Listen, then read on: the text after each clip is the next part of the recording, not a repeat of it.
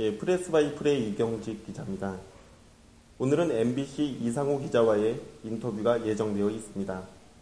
이상호 기자는 지난 18년 기자 생활 동안 무려 57번이나 피소되었지만 삼성 엑스파일 사건을 제외하고는 모두 무혐의로 처리되었던 기록을 가지고 있습니다. 소위 57전 56승 1패라고 말들을 많이 하는데요. 김재철 비리, 그리고 전두환에 대한 경호와 행태, 삼성 엑스파일 사건, 장자연 사건, 그리고 군납비리 등 MBC 입사 이래 주로 심층 보도 프로그램에서 고발 전문기자로 활동해온 이상호 기자를 만나보도록 하겠습니다. 자, 이상호 기자를 만나보도록 하겠습니다. 요즘에는 고발 뉴스로 명성을 떨치고 계신 분이시죠? 예, 이상호 기자 나와주셨습니다. 예, 인사 한 말씀 해주시죠. 예, 안녕하세요. 저 MBC CNI에서 광고 영업을 담당하고 있는 이상호 기자입니다. 반갑습니다. 예, 이번에 그 이상호 기자 엑스파일이라고 하는 그 책이 출간이 되셨는데요. 예, 그 뭐 동기랄까요? 아니면 그 주된 내용이랄까요? 굉장히 많은 사람들이 이제 그 관심을 가지고 있는데, 그리고 또 한편에서는 삼성 측의 출간 방해 공작도 있었다고 하던데요. 일단 삼성 엑스파일은 그 7년 전, 만 7년 전에 쓰여진 취재 일지입니다. 2004년 10월부터 이듬해 2005년 10월까지, 7월까지 10개월 동안의 취재 일지인데, 그 변호사분들이 삼성의 소송 과정에서 이제 취재 배경이라든가 취재 정당성, 기자의 윤리성 이런 것들을 문제 제기할 테니까 그런 측면에서 소송에 대비한 측면에서라도 기록을 남겨둘 것을 권유하기도 했고, 제 자신이 조직에서 이제 삼성을 취재하다 보면 항상 그런 게 뒤따르는데 고립이 돼요. 고립이 되고 왕따가 되고 여러 가지 인격적으로 이제 좀 사회 부적응인가 이런 식으로 사실 매달하기 때문에 저로서는 제가 유일하게 대화할 수 있는 안내일기처럼 제 일기였던 거죠. 그런데 7년이 지난 지금 시점에서 책을 펼 수밖에 없었던 것은 이제 7년 전에 사실 이 엑스파일의 의미가 좀 제대로 설득되지 못한 측면이 좀 있었어요. 그러니까 이미 경제 민주화는 뭐 그 당시에는 중요하지 않은 가치였고, 이제 노무현 정부 들어서 정치민주화가 제도적으로 완성되는 단계였기 때문에 이제 국민들은 민주화는 이제 그만이면 됐다라고 나름대로 이른바 민주화 개혁의 피로감을 느낄 정도로 사실 민주주의에 대한 치열함이 사회적으로 많이 좀 잦아들 때죠. 근데 저는 기자 생활하면서 그 당시에 자본의 독자적인 이익 추구, 이른바 자본의 횡포, 나아가서 삼성 같은 경우에 특히 삼성 자본 독재에 해당되는 여러 가지 징후들을 발견했습니다. 그러니까 공화국이 몰락되는 징조. 그래서 심각성을 가지고 이게 우리가 민주화가 제도적으로 완성됐지만 결국 이거를 자본 독재에 갖다 바치는구나 하는 그런 위기의식을 가지고 취재를 했고, 이후에 언젠가 경제 민주화에 대한 문제 제기가 필요할 때 이 내용을 공개하겠다라고 해서 기록을 가지고 있었죠. 그리고 이번에 대선 가도에 다행스럽게 제 보도 이후에 김용철 변호사의 양심선언도 있었지만, 여하튼 우리 사회가 삼성을 위시한 그 재벌의 자본 독재의 폐해에 대해서 상당히 널리 공감하게 됐고, 그 결과 이제 대선 가도에서 경제민주화가 중요한 화두로 등장했기 때문에, 이게 경제민주화가 그 몇몇 대선 후보들이 주장하는 것처럼 그냥 말만 번드르르 하는 그 빗좋은 개살구가 아니라 대단히 살을 깎는 개혁 의지가 필요하다라는 것을 증언하기 위해서 사실 책을 펴냈습니다. 이를테면은 정치 민주화가 굳건한 가운데 경제 민주화가 가능한 거거든요. 그러니까 정치적 영역에 있어서의 정의이라는 것이 시장, 자본의 규모에 있어서도 올바르게 펼쳐질 때 비로소 경제 정의가 실현되는데 지금 과연 민주화라도 제대로 되고 있는가 우리 사회가. 그러니까 마치 이제 뭐 민주화는 됐기 때문에 이제 재벌 문제만 해결하면 된다라고 하는 그 도식적인 사고가 있는 것 같은데 이거는 정의의 문제이기 때문에 우리 사회 전반에 대한 민주화와 선행돼야 한다라는 측면을 좀 강조하고 싶었어요. 예. 네. 그러면은 그 최근에 그 전두환 사저 앞에서의 취재 행태 이제 그것이 이제 언론에서나 아니면 인터넷상에서 굉장히 많이 회자되고 있는데요. 근데 제 개인적으로 보기에는 그거는 취재라기보다는 어떤 한 시민으로서의 시위에 가까웠다라고 저는 이제 나름대로 평가를 해보고 있습니다. 근데 뭐 자신이 뭐 시민운동가라고 이 기자님께서 생각하지는 않으실 것 같고요. 그러면 시민운동과 언론의 어떤 공익성이라는 측면에서는 목적은 같지만 개입의 정도가 다르지 않나라고 생각을 해보거든요. 그 점에 대해서는 어떻게 생각하시나요? 개입의 정도가 다르다면 상당히 정확한 표현 같으신데 본질적으로 NGO랑 언론은 큰 차이가 없어요. 예. 네. NGO랑 언론이랑 어떤 차이가 있을까요? 전 본질적으로 저널리스트는 1인 NGO라고 생각합니다. 그러니까 비영리를 추구하는 non-governmental organization이 아니라 인디비주얼이죠. 무슨 말이냐면 공익적인 가치를 영리적 이익에 앞서서 추구하는 집단이 NGO고 그런 그 공익적인 가치라든가 사고를 가진 사람들이 모여 있는 것이 언론인데 불행하게도 언론이 공익적 가치보다는 자사 또는 소수 족벌의 이익을 추구하기 때문에 NGO에 비해서 윤리성이라든가 공익성이 현저하게 떨어지고 있죠, 우리나라에서는. 근데 본질적으로 NGO와 언론인은 크게 다를 바 없다고 생각해요. 다만 말씀하신 것처럼 개입의 양상이 좀 다르죠. 언론과 언론인은 사회 변화, 사회 긍정적인 개선을 위해서 사실관계를 제시하는 사람이죠. 예. 그럼 이제 그 사실관계를 가지고 물론 NGO에서도 미국 같은 경우에는 사실관계를 발굴해내는 언론사형 NGO도 있지요. 아직 우리나라에는 없습니다만. 그래서 그 사실을 가공해서 여론화하고 사회 압력을 미치는 그런 단체를 NGO라고 할 텐데 글쎄요. 그 전두환 취재에 있어서 저는 이제 본질적으로 언론의 사명, 언론인의 역할을 했다고 생각을 하고 다소간에 제가 NGO처럼 비춰진 것은 제가 기존의 취재 화법과 좀 다른 접근을 취했기 때문일 텐데 이를테면은 그 부분에 대해서 저는 이제 언론사 선후배들 사이에서 이견이 있었던 건 사실이에요. 이를테면은 연희동을 가면 접근 자체가 불가능하죠. 예. 그러면 뭐 보통 기자들은 접근하지도 않았겠지만 접근했다가 제지당하면 그냥 돌아왔겠죠.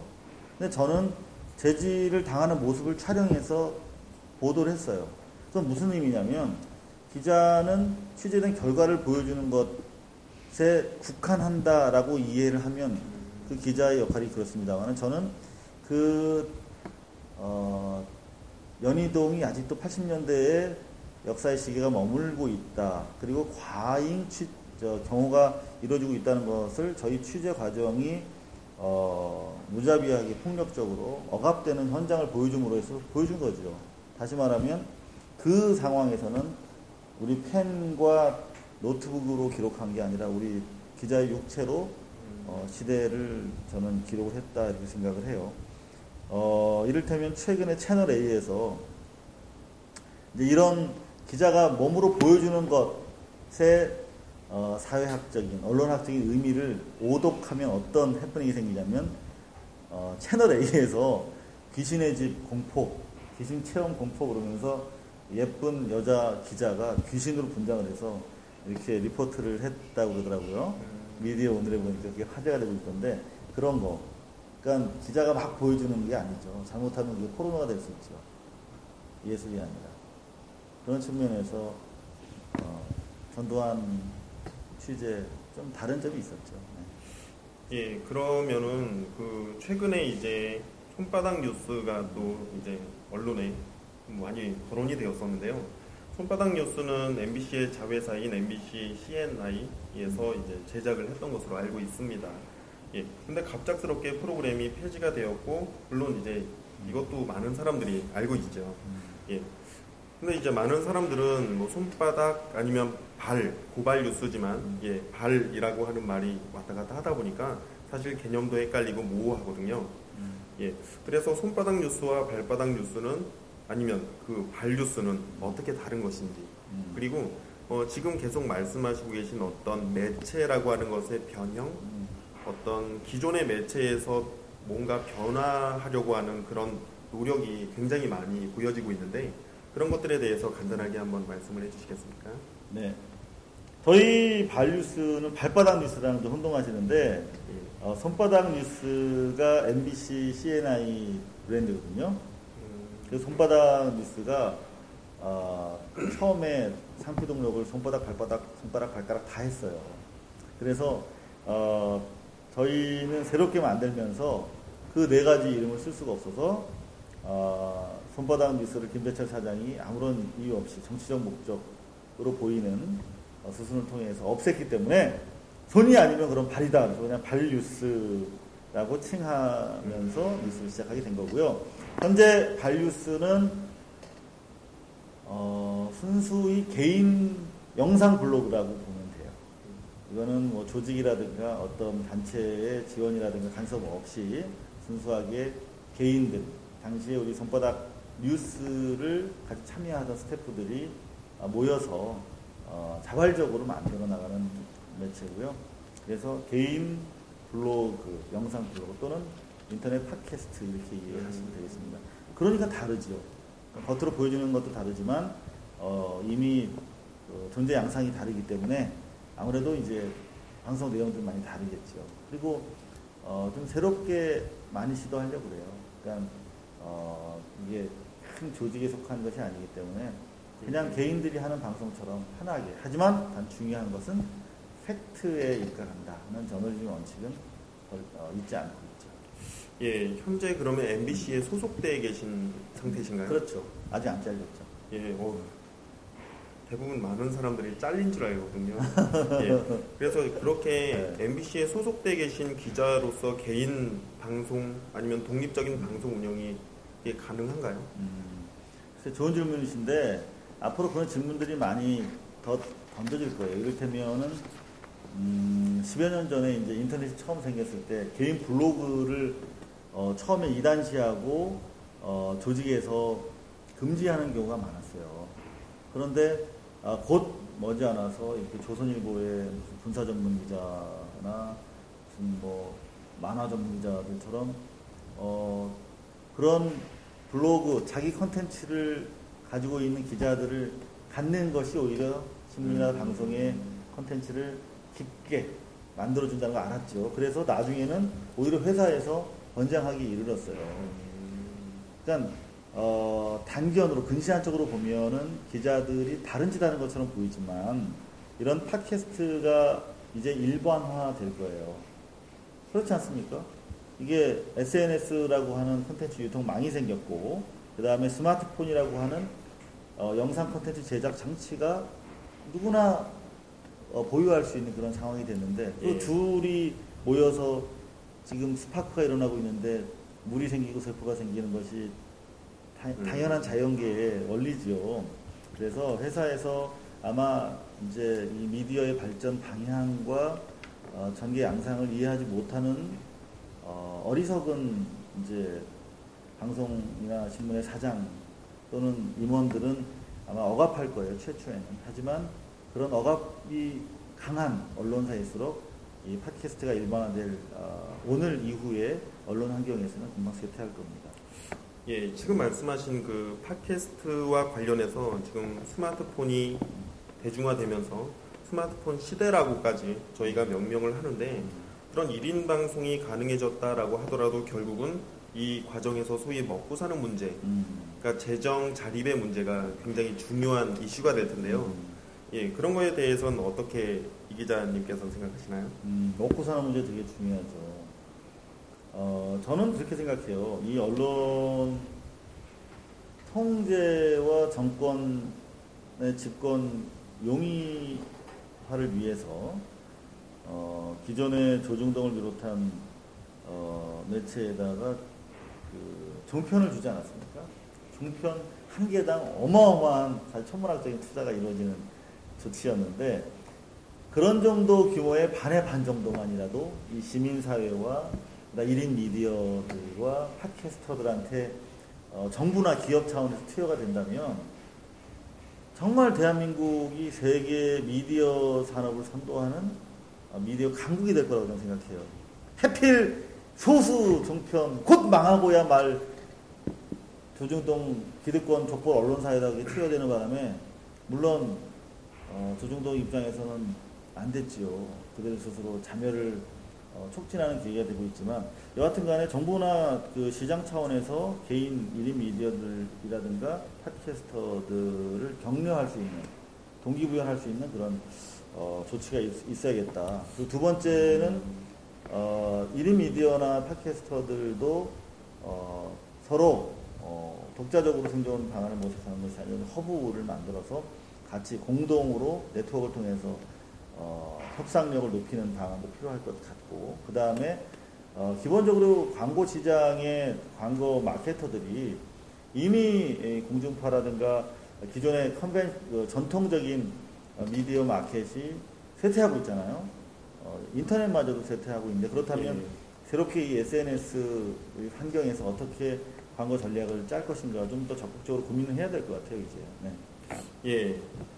다시 삼성 얘기를 할 수밖에 없을 것 같은데요. 하세요. 예. 삼성은 최근 대학생들이 가장 입사를 희망하는 그런 대기업입니다. 그러다 보니 그들은 굉장히 많이 노력했고 그리고 공부했습니다.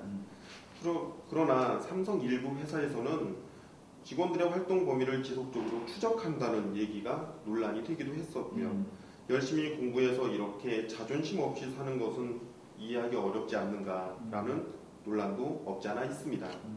어느 정도 이상의 지성을 갖추었으니 입사도 가능했을 텐데 어떻게 자신의 회사에서 일어나는 말도 안 되는 행태에 이렇게 침묵으로 일관할 수 있을까?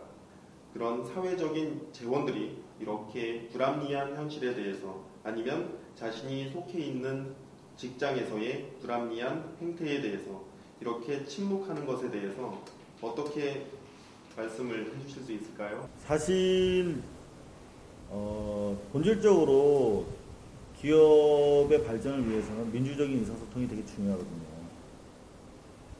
그럼 말이 안 통하고 상명하복식으로 일관되면 오래가지 못할 거라고들 해요. 물론 이견이 있죠. 경영학계 내에서는. 근데 기존의 무독재 시절에 사실 시장 사이드가 훨씬 더 평균 사회적 평균 민주도보다 더 합리적이고 민주적이었죠. 근데 우리 사회가 빠른 속도로 합리성을 회복하고 민주화되고 하는데 만약에 기본 기업이라든가 자본 집단의 내부 논리가 비합리적이고 비효율적이라면 그 결과로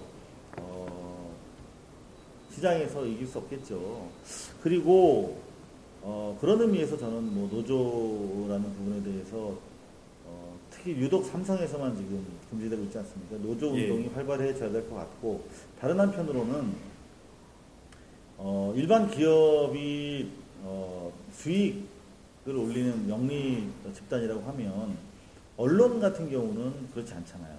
이른바 소통과 정의를 실현하는 사회적 기구이면 삼성에 저는 중앙일보가 있기 때문에 중앙일보가 삼성 이건희 자본 독재의 그야말로 CIA 육군사관학교가 아니라 삼성의 합리성을 회복시켜주는 소통의 기제, 합리성의 회복 도구가 되어줬으면 좋겠다. 실제로 중앙일보는 삼성 엑스파일 보도 이후에 자신들이 그간 행한 친자본적이고 홍석현 씨의 잘못을 바로잡지 못했던 자신들의 한계에 대해서 통렬하게 반성하고 그거를 신문에 크게 사고로 내기도 했어요. 그러니까 삼성의 대국민 신뢰라든가 조직 내 합리적 소통의 부재가 문제시되는 이 즈음에 삼성의 그래도 유일하게 직접적인 영리가 아니라 어떤 합리적 소통을 지향하는 단체 아닙니까? 그 실제 결과가 어떻든 간에 그렇다면 지금으로부터라도 바로 과거에 했던 어떤 뼈를 깎는 자성의 사과문을 한번 보시고 다시 좀 중앙일보가 제자리를 찾아서 삼성이 좀 다시 국민기업으로 서는데 좀 역할을 해주면 어떨까 그런 생각을 해봅니다. 그럼 이 책에서 밝히고 있는 삼성 X파일은 최초 이 기자님께서 직접 이렇게 녹음한 것인가요? 아니면 누군가가 녹음해서 제보를 한 것인가요? 국정원에서 미림팀이라고 하는 그 도청 전문 팀이 있었대요. 그래서 DJ 정부 때까지 그 활동이 이어졌는데 삼성뿐만이 아니라 대기업들 그리고 다른 주요 인사들에 대해서 유인 감시 체계를 통해서 도청한 거예요. 그러니까 뭐 기계로 한 것이 아니라 식당이 있으면 그 식당 밑에다 이렇게 탁 도청기를 달아가지고 도청한 그런 테이프들이 많았는데 그 중에 하나예요. 이학수 씨, 삼성그룹의 2인자였죠. 홍석현 씨, 중앙일보사 사장이었죠. 이 두 분이 93분 동안 신라호텔 일식당에서 대화하는 내용인데 그 대화의 내용은 삼성 이건희 회장이 이학수 씨를 통해서 정치권 등의 뇌물 공여를 지시하고 그 이학수 씨를 통해서 지시받은 내용을 홍석현 씨가 이행한 것들에 대한 보고가 93분 동안 계속 이어지는 내용입니다. 매우 반헌법적이고 민주공화정을 부인하는 그런 구태타적인 내용이죠. 이 내용이 어떻게 유출이 되냐면 DJ 정부 들어서 과거에 공작적 차원에서 활동했던 분들을 포함해서 여러 가지 뭐 지역적인 문제라든가 해서 많은 분들이 해직이 됐어요. 억울하신 분들도 많았다고 합니다. 여하튼 간에 본인들이 억울하게 해직이 됐다. 미림팀 활동을 통해서 비록 불법적인 도청이긴 하지만 국익을 위해서 많은 일을 했다고 믿었던 공모 씨 등 국정원 직원 두 분이 자신들이 작업했던 테이프를 많이 가지고 나왔어요. 그 테이프를 근거로 작성된 안기부 비밀 보고서까지 가지고 나와서 그걸 가지고 자신들의 복직을 최초에 시도하기 위해서 이용했다가 일부 금원 잘못된 돈을 챙기려고 기를 시도했대요. 근데 이렇게 실패하고 몇 년 지나서 이제 그게 저한테 제보가 들어온 거죠. 제가 한 거 아니에요. 예, 그래서 그 도청 녹음 테이프죠. 녹음 테이프로 인해서 또 굉장히 많이 고통을 또 겪으셨는데요. 그러면 이제 그 당시에 국민들은 당시 녹음 내용이 사실이라고 확신하고 있는 듯합니다. 적어도 국민들은요. 결국 보도된 내용은 사실이었지만 그 과정상의 방법이 불법이었다고 하는 것이 그 당시에서도 굉장히 큰 이슈가 되었었죠. 그러면 지금 굉장히 오랜 시간이 지났는데 지금 이 순간에도 아니면 지금 이 시점에서도 그와 같은 유사한 상황이 발생한다면 또 그 길을 걸으시겠는지 아니면 이번엔 한 발 빼시겠는지. 되게 좀 잔인한 질문이긴 한데 결론을 말씀드리면 또 보도해야겠죠. 7년, 8년째 되고 있는데 아직도 사실 그 고통에서 완전히 벗어나지 못하고 있거든요. 하지만 80년이 걸려도 이건 보도해야 된다, 기자로서. 왜냐하면 물론 모든 취재로부터 보도에 이르는 모든 과정이 합법적이면 너무 좋겠죠. 하지만 언론은 준법을 1차적 목표로 하는 기관이 불행하지만 아니에요. 그대로 있는 것을 받아들이는 곳이 이를테면 교육기관일 수 있을 텐데 있는 걸 그대로 받아들이면 보도할 수 있나요? 있는 것이 모두 당연하고 기득권이 유지하고 있는 체제가 온당하다라고 찰떡같이 믿는 사람들로 모인 곳이 언론사라면 변호할 수 있겠습니까? 기록 오랜 관행이라든가 기득권에 의해서 굳어진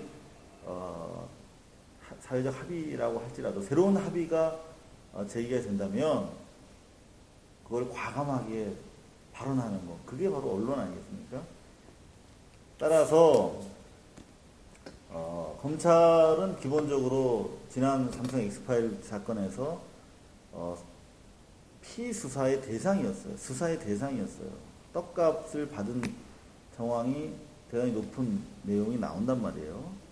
그 삼성 엑스파일 테이프에.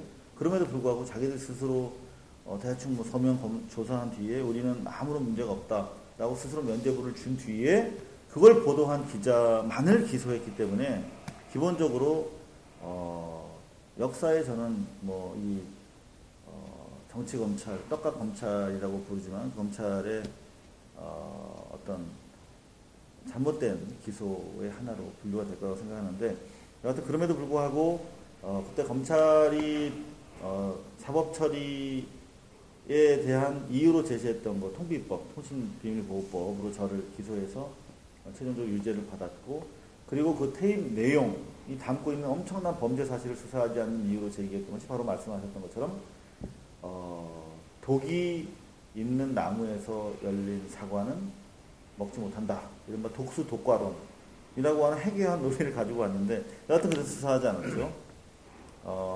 검찰은 늘 자신들이 합법적으로 취득한 정보만을 가지고 수사를 한다라고 하는 전제인데 사실 그렇지 않은 경우가 많이 있거든요.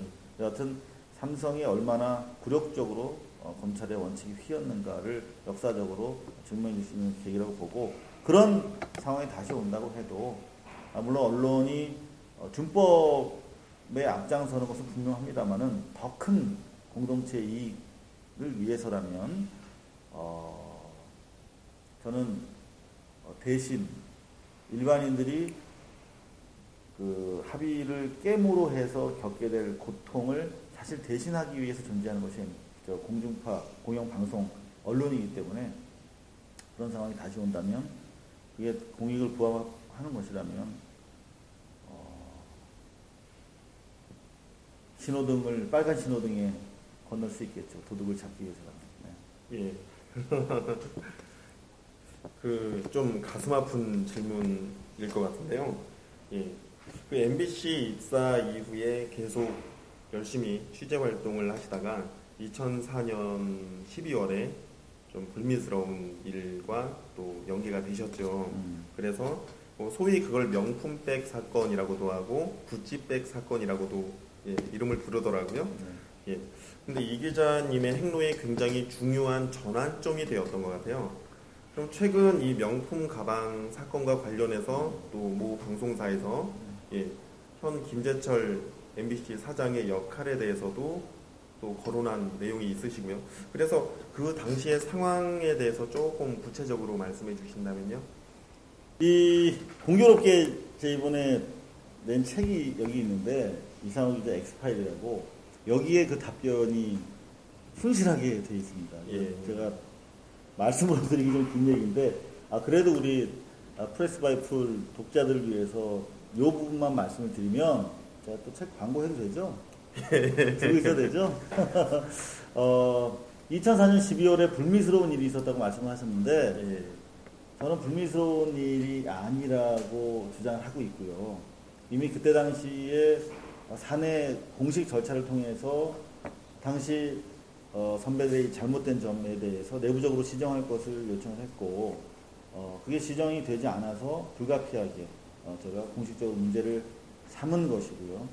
그 과정에서 김재철 현재 사장 등 몇몇 선배들이 대외적으로 한 말과는 달리 본질적으로 반성하는 기회를 삼지 않고 오히려 이 문제를 저는 내부 고발한 당사자인데 내부 고발 당사자에게 허위 진술을 강요하는 등 있을 수 없는 일이기 때문에 지금이라도 뒤늦게 김재철 사장을 비롯한 그 선배들한테 사과를 요구하는 바고, 다시는 우리 자랑스러운 공영방송 MBC에 그런 일이 없었으면 하는 그런 말씀을 드립니다.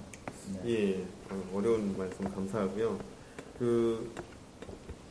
뭐 대학교에서는 경영학을 전공하셨죠? 네. 예, 경영학을 전공하셨고 석사 과정과 박사 과정에서는 뭐 국제 정치학 그리고 정치학을 전공하셨는데요. 네.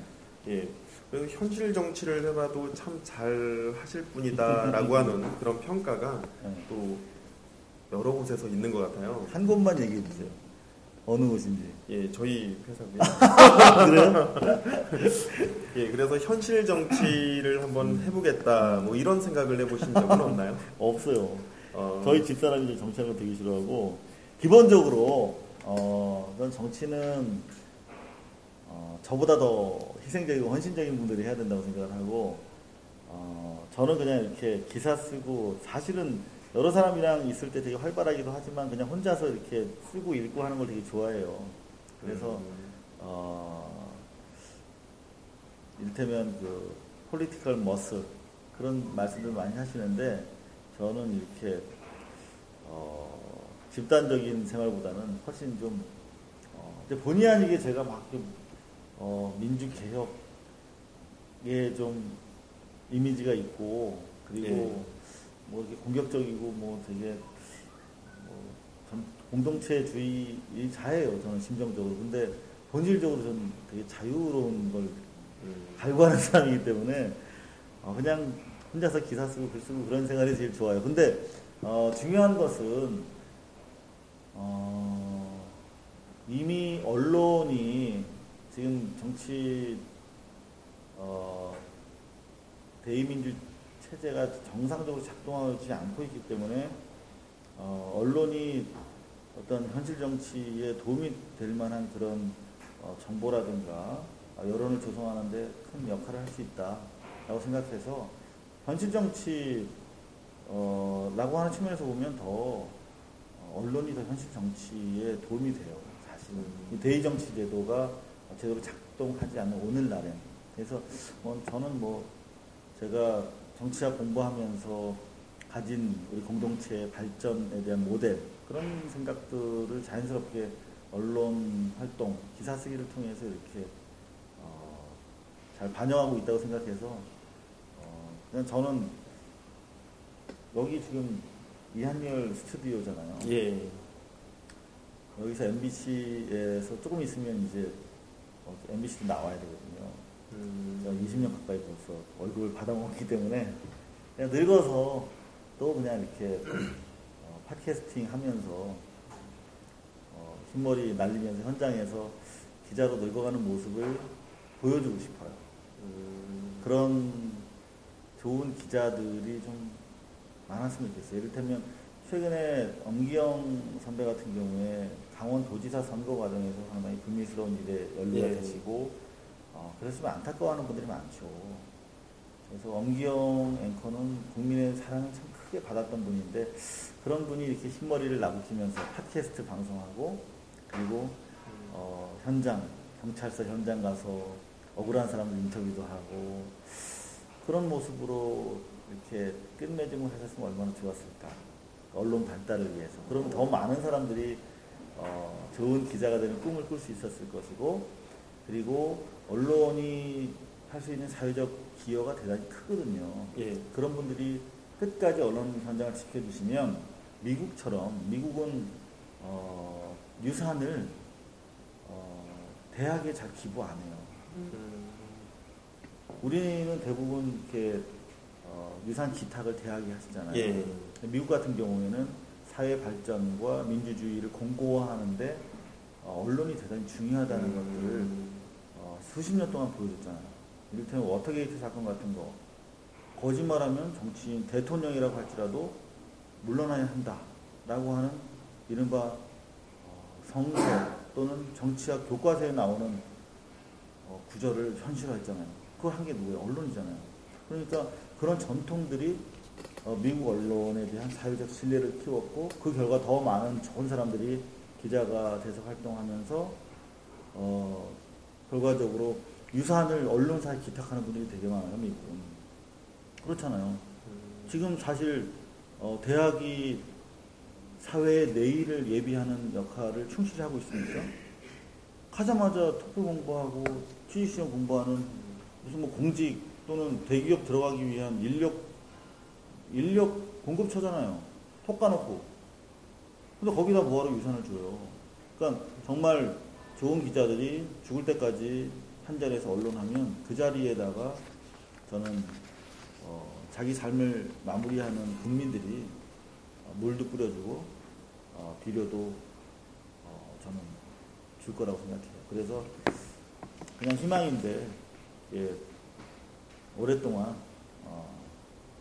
언론할 수 있었으면 좋겠는데 팟캐스트가 생겨서 먹고 사는 문제는 좀 걱정되긴 하지만 그래도 그것만 희생하면 기자질은 끝까지 해먹을 수 있겠다 그런 생각이 좀 들어요.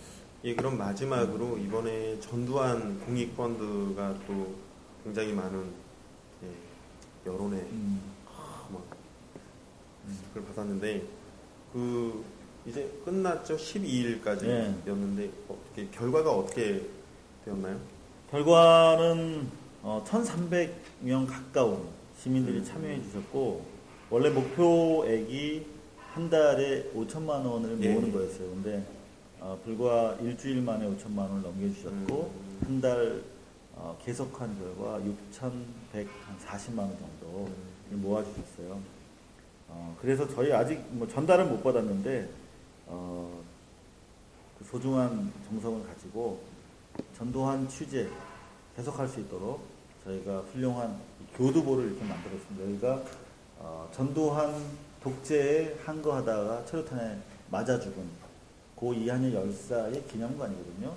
추모관인데 이곳 2층에다가 저희가 역설적으로 전두환 특별 취재팀을 꾸릴 수 있는 사무 공간을 얻었어요. 그 돈으로. 그래서 여기서 방송을 할 수 있는 스튜디오를 사실 지금 이 프레스 바이플에서 처음 이 스튜디오를 사용하고 있는 거예요. 예, 사용료는 안 받겠습니다만. 여하튼 간에 그래서 이제 뭐 이런저런 수수료라든가 제하고 나면 5천만 원 조금 넘는 돈을 저희가 지원하게 될 텐데 그걸 받게 되면 그걸로 저희는 먹고 마시는 데는 절대 쓰지 않겠다라고 다짐을 했고 이런 필요한 장비라든가 그런 것들을 지금 저렴하게 준비를 하고 있는데 앞으로도 저희가 사용하게 될 돈이 생기면 1원 단위까지 투명하게 공개해 드릴 거고요. 이왕이면 그 돈을 저는 쓰지 않고 싶고 어떻게든 좀 더 장기적으로 사실 PD 수첩 같은 거 한 2번 정도 제작할 수 있는 돈이에요. 5천만 원. 그러니까 크다면 크지만 사실 방송이 상당히 좀 비쌉니다. 일하기가. 그래서 그 돈은 가급적 만지지 않고 꼭 필요할 때 쓰면서 오랫동안 저희가 방송을 할 수 있는 다른 대안과 수단을 좀 마련하려고 노력하고 있어요. 그게 하나가 이제 자발적 정기 구독자 회원을 모집하는 건데요. 저희가 저희들에 대한 신뢰와 믿음 그리고 기대를 좀 가지실 수 있도록 더 열심히 하는 수밖에 없다고 생각합니다. 예, 오늘 긴 시간 이렇게 시간을 할애해 주셔서 감사하고요. 끝으로 우리 독자들께 정리하시는 차원에서 한 말씀만 좀 부탁드리겠습니다. 네, 그 시민이 만드는 소셜 미디어 프레스 바이플 여러 좋은 뜻을 가지고 많은 분들이 모이셔서 만든 신생 매체입니다. 이제 SNS를 통해서 네티즌들이 직접 여론의 주도 세력으로 등장할 수 있는 환경이 마련됐죠. 그런 가운데 이 프레스 바이플은 기존 기득권 언론 매체를 감시하고 스스로 언론의 주인 되기 위한 시민의 매체로 이렇게 성장을 하고 있는데 처음부터 저는 지속적으로 지켜보고 있었어요. 근데 오늘도 이렇게 이 기자랑 우리 이경직 기자랑 인터뷰를 하는데 대단히 다른 기자들이랑 좀 사뭇 다른 것 같아요. 각도도 날카롭고 준비도 많이 하셨는데 여하튼 프레스 바이플 많이 사랑해 주시고요. 저도 광고 좀 할게요. 이상호 엑스파일 저희가 이 살림살이를 위해서도 책이 좀 많이 팔려야 됩니다. 지금 저희 발리스를 위해서도 많이 좀 도와주셨으면 좋겠고 경제민주화 얼마나 중요한 것인가 그만큼 또 얼마나 뼈를 깎는 고통이 수반되는 것인가 제가 겪었던 2004년부터 2005년 사이 10개월 동안의 고행이랄까요?